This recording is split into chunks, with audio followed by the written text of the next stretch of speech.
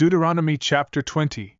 When you go out to battle against your enemies and see horses, chariots, and a larger army than yours, do not be afraid of them, for the Lord your God, who brought you up out of the land of Egypt, is with you. As you approach the battle, the priest shall come forward and address the army, saying to them, "Hear, O Israel, you are approaching the battle today against your enemies. Do not lose heart, do not be afraid, and do not tremble or be terrified because of them. For the Lord your God is the one who goes with you, to fight for you against your enemies, and to save you." Then the officers shall address the people and say, "Is there any man who has built a new house and has not dedicated it? Let him go back to his house, otherwise he might die in the battle and someone else dedicate it. And is there any man who has planted a vineyard and has not begun to use its fruit? Let him go back to his house, otherwise he might die in the battle and someone else use its fruit.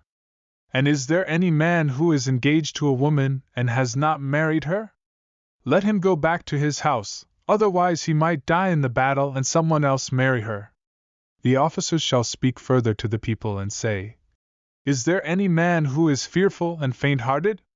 Let him go back to his house, so that his brothers' hearts will not melt like his heart."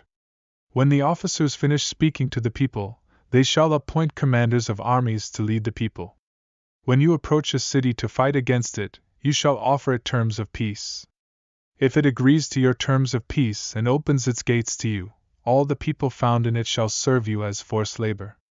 But if it does not make peace with you and fights against you, you shall besiege it. And when the Lord your God gives it into your hand, you shall strike down all the males in it with the edge of the sword. Only the women, the children, the animals, and everything else in the city, all its spoil, you may take as plunder for yourselves, and you shall enjoy the spoil of your enemies, which the Lord your God has given you. This is how you shall treat all the cities that are far away from you, which are not among the cities of these nations. However, in the cities of these peoples that the Lord your God is giving you as an inheritance, you shall not leave alive anything that breathes.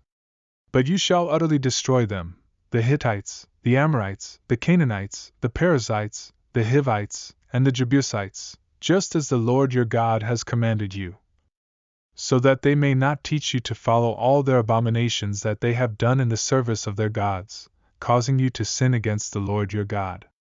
When you lay siege to a city for a long time, fighting against it to capture it, you shall not destroy its trees by swinging an axe against them, for you may eat from them. You must not cut them down. Are the trees of the field human, to come under siege by you? However, you may cut down trees that you know are not fruit trees, and you may use them to build siege works against the city that is waging war with you until it falls.